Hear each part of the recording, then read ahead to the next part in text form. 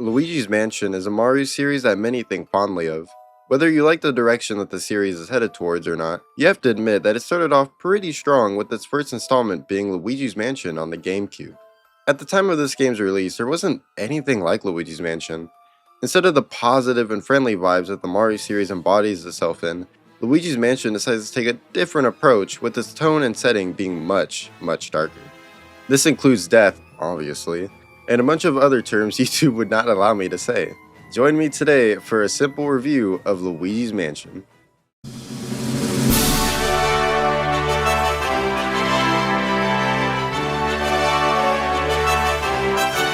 Our story begins with Luigi receiving a letter stating that he's won a luxurious mansion in a contest he's never entered. Okay.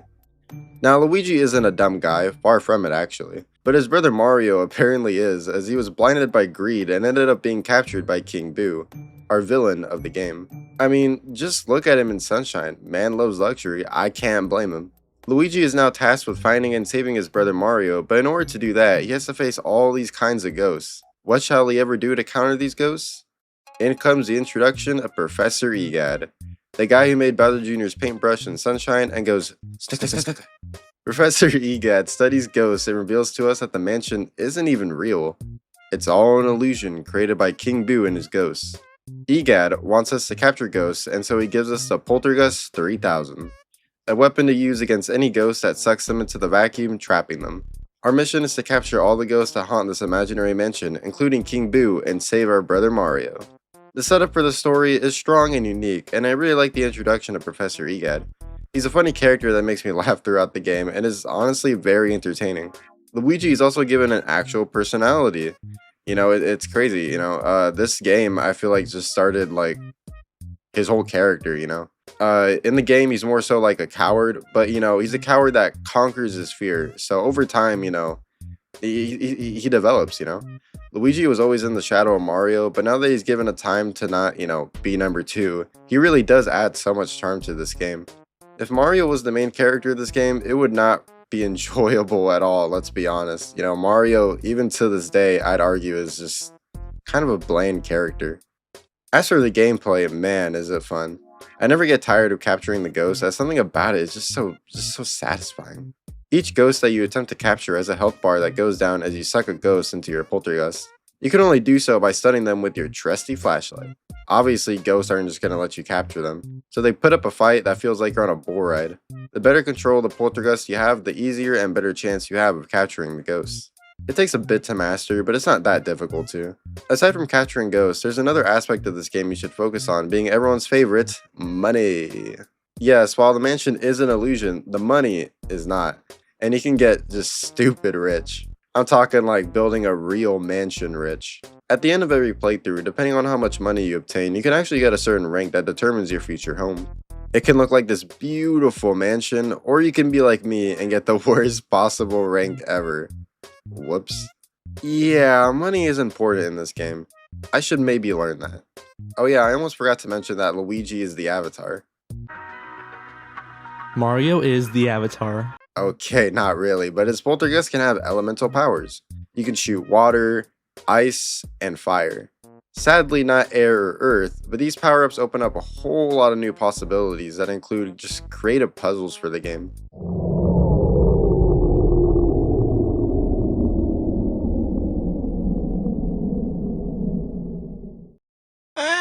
Aside from King Boo and the regular Boos, the portrait ghosts are essentially the bosses and mini-bosses of this game.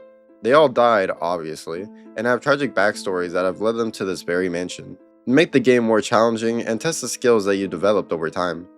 Now, I won't be going into every portrait ghost, but we'll go over some of my personal favorites.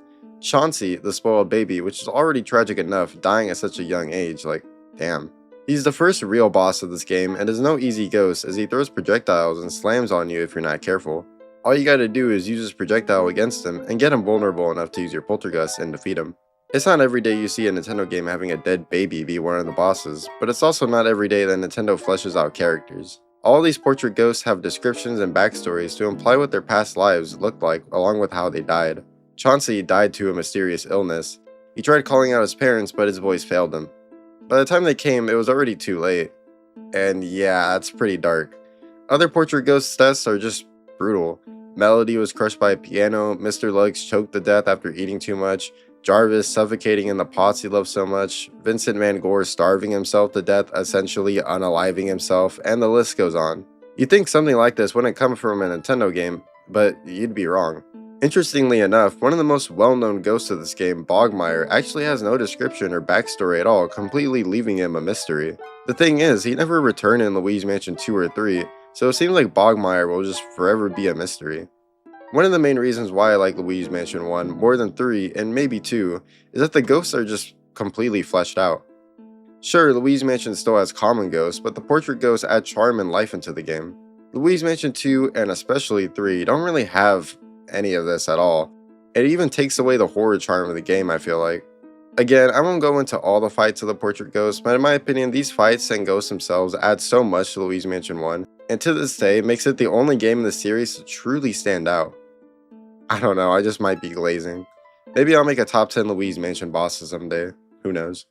Anyways, music, let's talk about that because I love video game music and Luigi's Mansion certainly does not hold back. I always say music is essential to finalizing charm in a game, and Luigi's Mansion perfectly encapsulates that. The main theme is iconic, and the rest of the OST just fits the whole vibe of the game. Mysterious, spooky, and overall weird. Because yeah, the game can be a little weird, but that's okay because we like weirdness around here. Just obviously not the creepy weird like Shivers, who is 72 years old, desperately and constantly wanting the love of Melody, a 26-year-old. Which, yeah, I don't know about you, but that's pretty weird. Speaking of Melody, now that we're on the topic of music, I actually really like her boss fight. She quizzes you on a melody of a past Mario title, being Super Mario Bros. 3. That's pretty cool in my opinion. I wish we could have just talked about music in games instead of capturing her. Me too, Darth Akaya. Me too.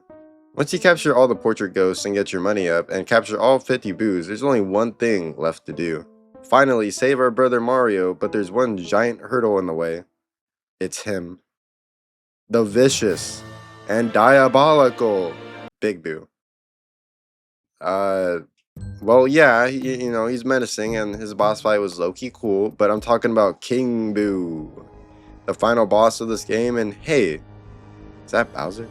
Now, for some reason, I always thought King Boo was possessing Bowser's body as he's dead. I thought it was because he previously died from Super Mario Sunshine, but no, he's perfectly fine at the end of that game.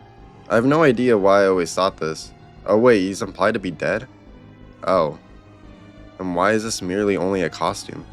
Wait, why does King Boo even have this costume? How does he even know the Mario Brothers to begin with, and why did he choose them to just go to this mansion? Is he a henchman of Bowser, or is he just Bowser's ghost? Well, Boos aren't dead people, and King Boo and Bowser just have completely different personalities. I could just be dumb and not know my Mario lore, but it's just a little bit strange to me. Anyways, onto the fight. King Boo does not play around. He throws spiky bombs at you and can shoot out fire like Bowser.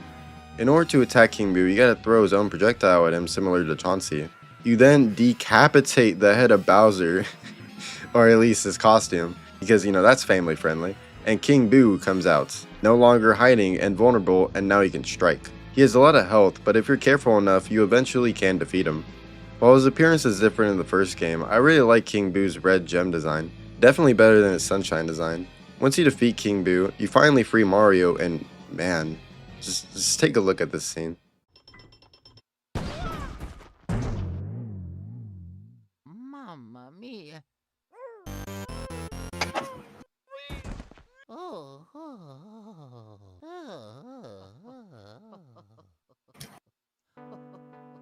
Oh, that's sweet.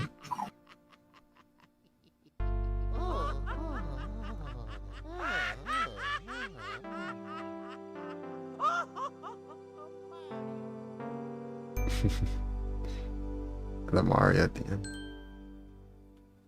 That honestly probably has to be one of my favorite Nintendo cutscenes of all time. It's really endearing and heartwarming. It shows the brotherly love that Mario and Luigi have, and I just love it. We then go to the credits where we see all the portrait ghosts who we just unfortunately never see again. Maybe they'll return in Luigi's Mansion 4, but hey, I'm just delusional. Overall, there's truly nothing like Luigi's Mansion 1. It's one of the only Nintendo games out there to have such a dark theme to it. Again, it's not every day you decapitate Bowser, or fight dead children, or people who have just died in gruesome and tragic ways.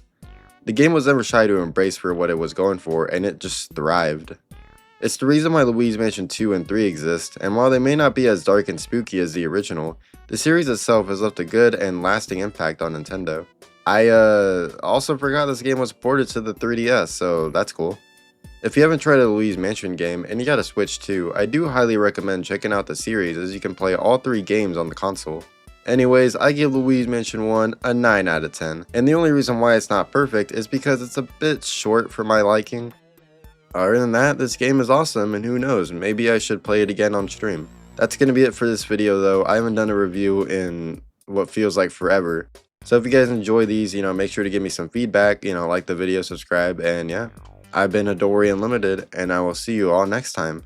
Peace.